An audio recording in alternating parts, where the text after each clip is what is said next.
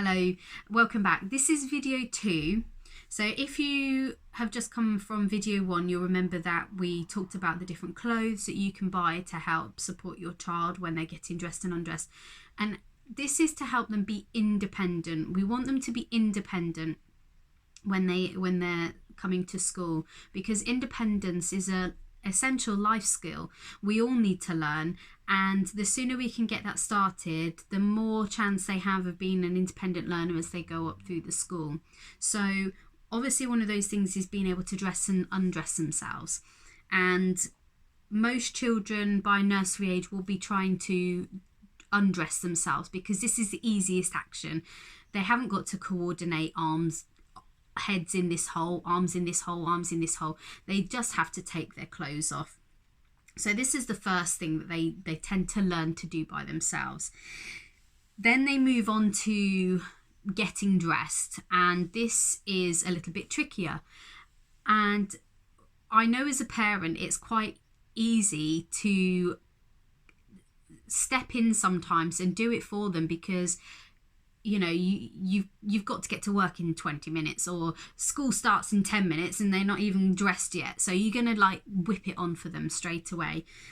But actually it's really really important that they have the opportunity to be able to do that themselves. So one thing I'd say is if time is an issue, then try and get up a little bit earlier, try and get the children up a little bit earlier so that they have that time to be able to get dressed. And because the more opportunities they have to do this, the better they are, the more chances they have of perfecting it. So we want to make it as easy as possible for them. So the first thing I would suggest is to make sure that the clothes are laid out in the order that you want them to go on, because that's something else that they need to learn is which order their clothes are going to go on. So if you've got a boy, you would start with the pants, trousers, t-shirt, jumper, socks, shoes. And then the more the child does it in that order, they will then start to remember that actually their pants need to go on first, and then what's next? Oh yeah, my trousers need to go on next. So just to start off with, and it could take weeks, it could take months for them to get that order, but start off with it and you'll find that actually they'll be able to pick out their clothes without needing to have it in that order soon. Also, show your child how to distinguish from the front and the back. So the school jumpers have their emblems on the front. Dresses tend to have either the zip or the buttons, and trousers tend to have some sort of identification like a button or a clasp. Even skirts have identification, because a lot of the skirts that I've seen recently have a little like charm or something that's on the front, or some embroidery of some sort. And once the children realise that there is a front and a back, then hopefully they will start to make sure that the buttons are at the front. You're going to find that when they start off that you end up with the buttons on the trousers at the back, or the pants the wrong way round, and things like that. But it's all part of their learning curve, and it's what they have to do in order to be able to realise that actually they need to turn them around and put them on the right way.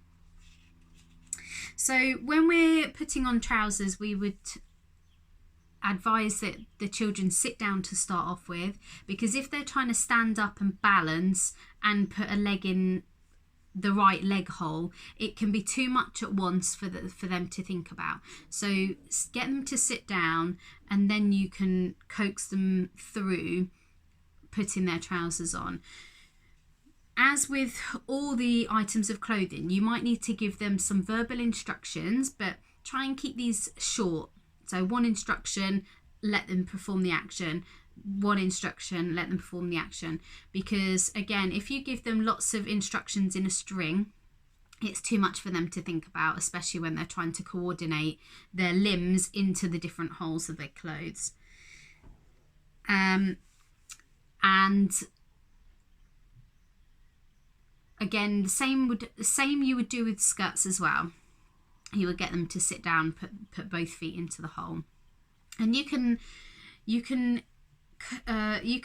give them the instructions like this. So for example, I might say, right, sit down on your bottom, and then we're going to put both feet into the big hole, okay, and then you're going to put this foot in this hole, and you can guide their foot in, and then we're going to put this foot in this hole and guide their foot in, and then say, right, we're going to pull them up over your legs, and then you're going to stand up, and then we're going to pull it up over your bottom.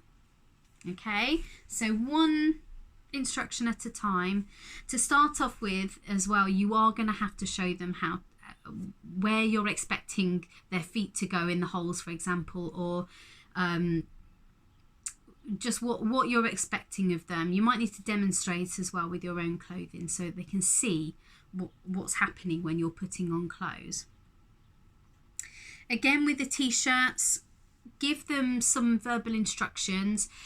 To start off with, you might want to do the trickiest bit, which is to get it over their head. So you might go, right, I'm going to put your jumper on over your head, and then you're going to put one arm in this hole, that's it, and one arm in this hole, that's it, and then we're going to pull it down. Okay, so again, one instruction at a time. Help them out if necessary to start off with, and try not to step in too soon for some of these actions, because the children are going to learn from figuring things out for themselves. So to start off with, you can show them how to put their clothes on, and you can guide them a little bit, but as they see that more and more, then you can step back and you can let them do it for themselves, and they will struggle and they are going to have to work it out. But avoid the temptation to step in too soon at that point. Buttons, like I mentioned in the first video, are really, really tricky. They require a lot of fine motor skills.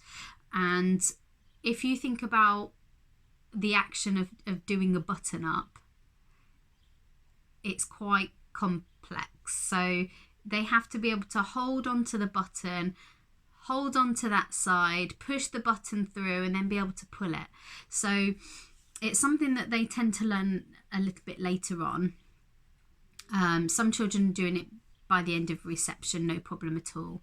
And some children, it might take a little bit longer depending on their dexterity. Again, give them verbal instructions, show them what to do, and just guide them through that process. And yeah, I think that's about it. So some of the key points that I've mentioned are to be patient, because it is going to take them time. If they are still really new to getting themselves dressed, it is going to take some time. We as adults get dressed in the morning, we don't even think about it, we just get dressed. But if we break down the actions of putting our clothes on, just imagine that you can't balance very well, or you can't process too many instructions in one go, and just have a think how tricky it is for your child learning that for the very first time. And like I said, we've got a lot of time at the moment between now and the new term in September, so it's a perfect time for us to start practicing how to get dressed and undressed by ourselves. Second key point is to give instructions and make sure that they're simple and clear. So avoid giving them a string of instructions at once while they're learning, and make sure that they can hear you, that they can see your mouth moving, so that they understand actually what's expected of them while they're trying to get those clothes on. Give a hand by all means, but avoid the temptation to step in straight away. So remember what I said about if a child is right at the beginning of learning how to put their clothes on, sometimes they do need a demonstration, they do need a little bit of a guiding hand to help them, because they've never had to do this before. It's tricky for them. But as they practice and they get used to what they're expected to do, like putting on their jumper, for example, then you can step back and you can allow them to put their jumper on by themselves.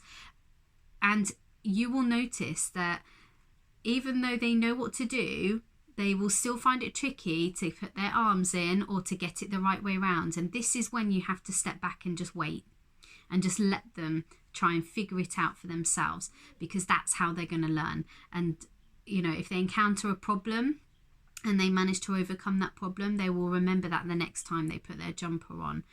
If they're really, really, really struggling and you've given them some more instructions, you've tried to guide them out of it, and they're still really, really struggling, then give them a hand. But the point is just to make sure that you're not stepping in immediately. You're giving them that opportunity to work it out for themselves.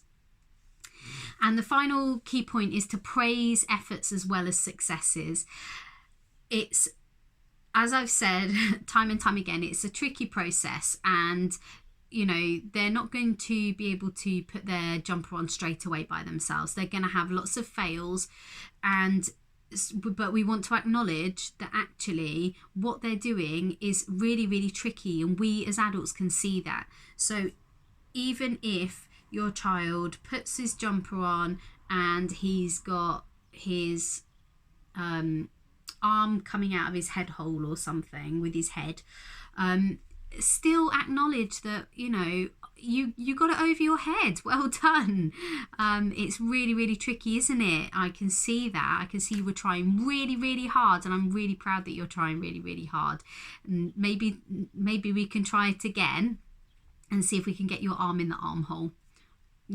Just give them a bit of praise for their efforts, even if they didn't do it, because this is what's going to encourage them to do it again and again and again. And that's what we want. We want them to keep trying. If they're only getting praise for things that they do right, like if they put their sock on the correct way, then when they're having these little moments where they're not able to quite get there, it's just going to knock their confidence a bit. And what we want to do is build their confidence up.